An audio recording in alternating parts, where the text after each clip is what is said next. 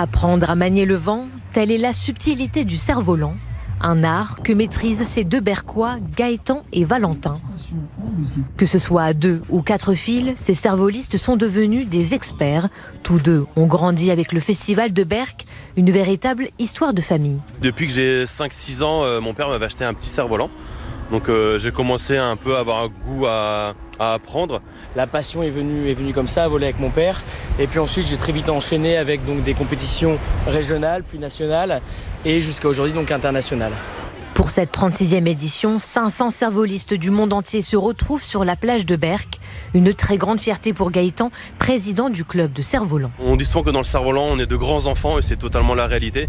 Parce que le sourire des enfants et des plus grands, parce que aussi les parents, les grands-parents adorent voir ce spectacle.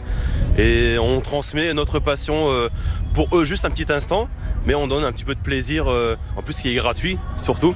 Et qui fait du bien en cette époque. Pour Valentin, la déception est présente. Pas de compétition cette année à Berck, mais le champion international y voit quand même un avantage. Ça permet en effet de garder le titre une année supplémentaire, oui.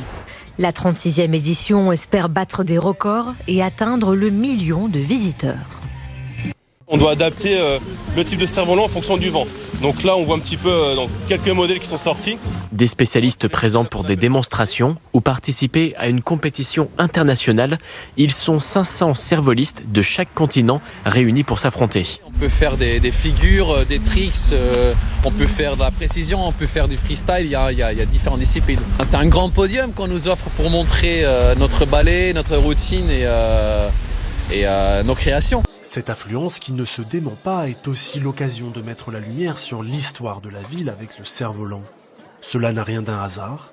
Tout commence à la fin du 19e siècle avec un certain Émile Veil. C'est lui qui a fait la première photographie aérienne de Berck-Plage en 1891, qui était en même temps le deuxième au monde après l'inventeur français Arthur Batuque.